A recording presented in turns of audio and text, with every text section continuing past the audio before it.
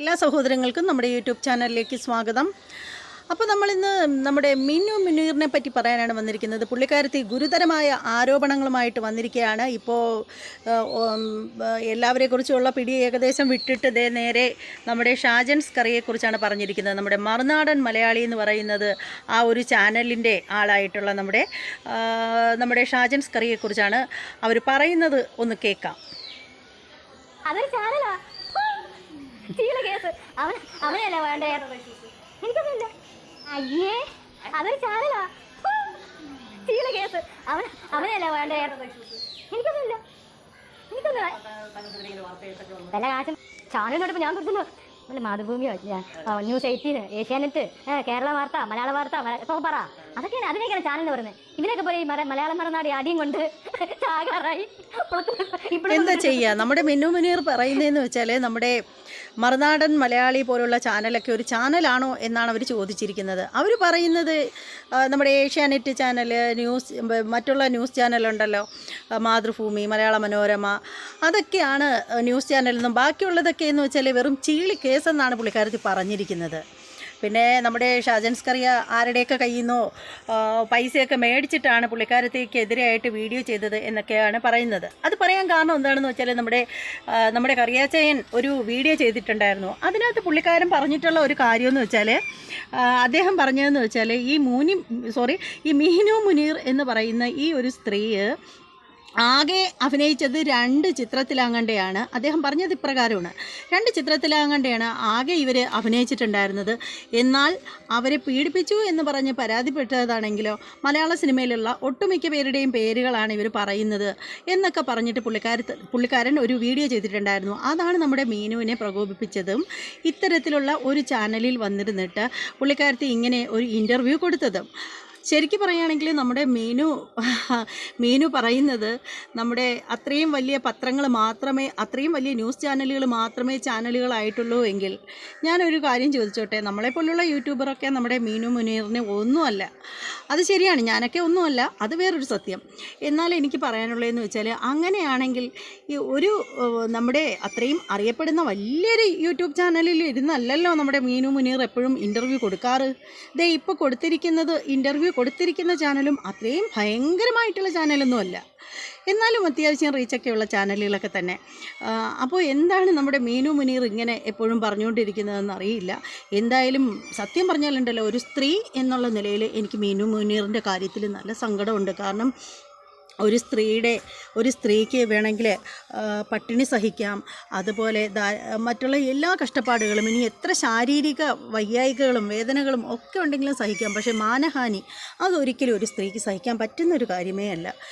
സ്വന്തം ചാരിത്രം നഷ്ടപ്പെടുക എന്ന് വെച്ചാൽ, ഞാനൊരു സ്ത്രീയാണ്, അതുകൊണ്ട് എനിക്ക് ആ ഒരു വേദന എത്രത്തോളം ഭീകരമായിരിക്കും എന്നുള്ള കാര്യം എനിക്ക് മനസ്സിലാവുന്നുണ്ട്. നമുക്കങ്ങനെ ഒരു അനുഭവം ഏറ്റിട്ടില്ല. അത് എന്ന് വെച്ചാൽ ഈശ്വരൻ്റെ കൃപ കൊണ്ട്, ഭഗവാന്റെ അനുഗ്രഹം കൊണ്ട് നമുക്കൊന്നും അങ്ങനെ ഒരു അനുഭവം ഇതുവരെയും ഉണ്ടായിട്ടില്ല. ഒരു സഹോദരികൾക്കും അങ്ങനെ ഉണ്ടാകാതിരിക്കട്ടെ എന്നാണ് നമ്മൾ പ്രാർത്ഥിക്കുന്നത്.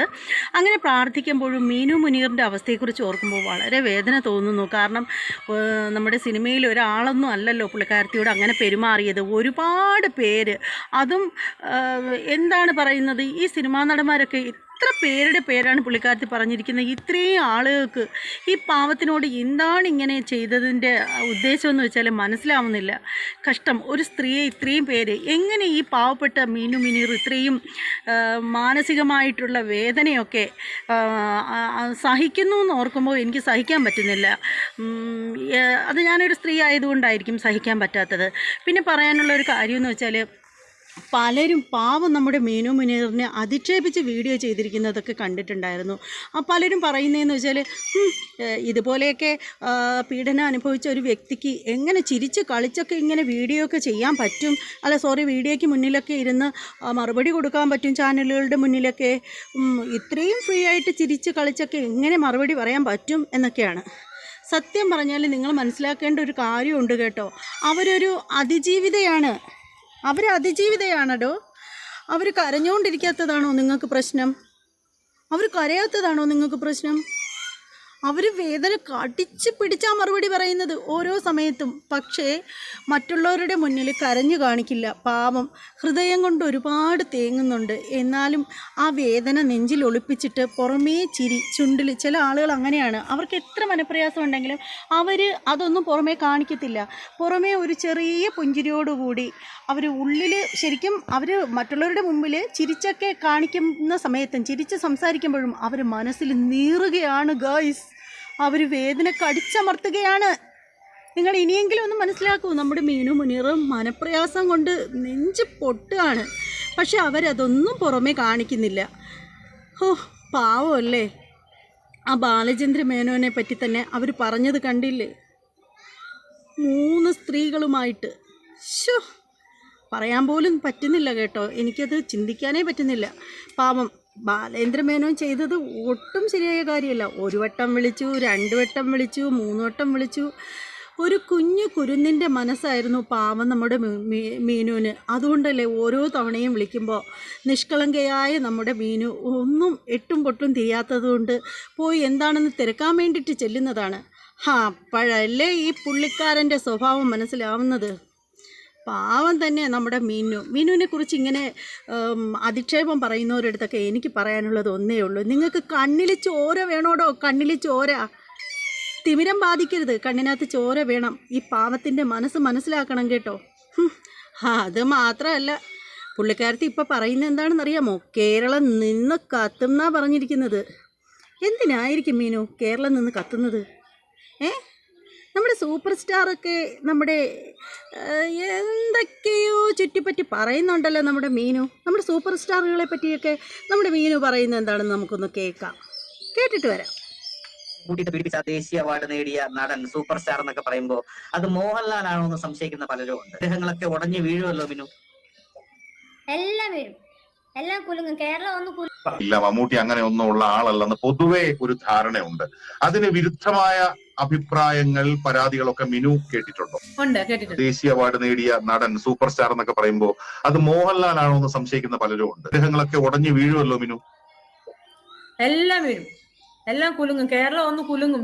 ഇല്ല, മമ്മൂട്ടി അങ്ങനെ ഒന്നും ഉള്ള ആളല്ലെന്ന് പൊതുവെ ഒരു ധാരണയുണ്ട്. അതിന് വിരുദ്ധമായ അഭിപ്രായങ്ങൾ, പരാതികളൊക്കെ മിനു കേട്ടിട്ടുണ്ടോ? ദേശീയ അവാർഡ് നേടിയ കണ്ടില്ലേ, ഇത്രയും നിഷ്കളങ്കയായ ഒരു മനുഷ്യ സ്ത്രീയെ കുറിച്ചിട്ട് എന്തിനാ ഈ ലാലേട്ടനെ കുറിച്ചും മമ്മൂക്കയെക്കുറിച്ച് ആരും പറഞ്ഞു കേട്ടിട്ടില്ലേ ദൈവമേ. മമ്മൂക്കയെക്കുറിച്ച് വരെ എല്ലാം അറിയാം. അറിവിൻ്റെ നിറകുടമാണ് നമ്മുടെ ഈ പറയുന്ന മിന്നു. അറിവെന്ന് പറഞ്ഞാൽ ചെറിയ അറിവൊന്നുമല്ല, 1.5 അറിവിൻ്റെ നിറകുടമാണ്. എന്തൊക്കെ കണ്ടു, ഏതൊക്കെ സിനിമാ നടന്മാരെ സ്വരൂപം കണ്ട ആളാണെന്ന് അറിയാമോ നമ്മുടെ മീനു മുനീർ? സ്വരൂപം, നിങ്ങളാരും വിചാരിക്കുന്ന രൂപമല്ല, വിശ്വരൂപം കണ്ടു നമ്മുടെ മിന്നു. ഒരുപാട് സിനിമാ നടന്മാരെ വിശ്വരൂപം കണ്ടു. അതുകൊണ്ടിപ്പോൾ സിനിമാ നടന്മാർ കോട്ടൺ സ്യൂട്ടൊന്നും ഇട്ടിട്ട് നിന്നിട്ടൊന്നും ഒരു കാര്യമില്ല. മീനു മുനീറിനെ അറിയാം എല്ലാവരുടെയും തനി രൂപം. എന്താ പറയുക, എന്തൊക്കെ തന്നെയാണെങ്കിലും മിന്നു ബാലേന്ദ്ര മേനോൻ പക്ഷേ ആള് പുള്ളിക്കാരനാണെങ്കിൽ ഇത്തിരി കച്ചറായിട്ട് നിൽക്കുകയാണ്. പുള്ളിക്കാരൻ എന്തായാലും കാലിലും നെല്ലും തെളിയിച്ചിട്ടല്ല അത് പുള്ളിക്കാരൻ പിന്മാറുന്ന ഒരു രക്ഷയില്ല. എന്നാൽ മിന്നു പറഞ്ഞിരിക്കുന്നതുണ്ടല്ലോ, മിന്നും പിന്മാറുന്ന ഒരു രക്ഷയില്ല. എല്ലെണ്ണത്തിനെ കൊണ്ട് കേരളം കത്തിച്ചിട്ടേ പുള്ളിക്കാരത്തെ അടങ്ങുള്ളൂ. പുള്ളിക്കാരത്തി തന്നെ പറയുന്നുണ്ട്, കേരളം നിന്ന് കത്തും, നിന്ന് കുലുങ്ങും എന്നൊക്കെയാണ് പുള്ളിക്കാരത്തി പറയുന്നത്. ഈ കേരളം നിന്ന് കത്തിയും കുലുങ്ങിയൊക്കെ നിൽക്കുമ്പോഴുണ്ടല്ലോ, ആ ഒരു സമയത്ത് മുല്ലപ്പെരിയാറും കൂടെ പൊട്ടിയാലോ, എൻ്റെ പൊന്നോ, നമ്മളെല്ലാവരും ആ പോക്കെ പോയി. എന്തായാലും സിനിമാ നടന്മാരെല്ലാവരും ഒന്ന് സൂക്ഷിക്കുക. എനിക്ക് തോന്നുന്നത് ഇനി മീനുവിനെ പീഡിപ്പിച്ചിട്ടുള്ളവരുടെ ലിസ്റ്റുകളൊക്കെ മിന്നിങ്ങനെ ഓരോന്നായിട്ട് ഇങ്ങനെ ഓരോ ദിവസവും വിട്ടുകൊണ്ടേ ഇരിക്കുകയാണ്. ഇനി പീഡിപ്പിക്കാത്തത് ആരെങ്കിലും ഉണ്ടെങ്കിൽ അവരുടെ ലിസ്റ്റ് വിടുന്നതായിരിക്കും എല്ലാം കൊണ്ടും നല്ലത് എന്നാണ് എനിക്ക് പറയാനായിട്ടുള്ളത്. എന്തായാലും ഇനി ഇതിൽ കൂടുതലൊന്നും പറയാനില്ല. കേരളം നിന്ന് കത്തുമെന്ന് കേട്ടപ്പോൾ തന്നെ പേടിയാവുന്നു. മുല്ലപ്പെരിയാർ പേടിയായിട്ട് തന്നെ നമ്മുടെ തലയ്ക്ക് മീതെ ഉണ്ട്. ഇതിൻ്റെ ഇടയിൽ ഇനി കേരളം കത്തുന്നതും കൂടെ കാണണമല്ലോ ദൈവമേ. ഇനിയിപ്പോൾ എന്താണെന്ന് അറിയാൻ വയ്യ. ലോകാവസാനം ഇനി കാലും കൈയും വെന്തിട്ടാവോ, ഇനി വെള്ളം കുടിച്ചിട്ടാവോ എന്നൊന്നും അറിയാൻ വയ്യ. അപ്പോൾ നമുക്ക് കാത്തിരുന്ന് കാണാം.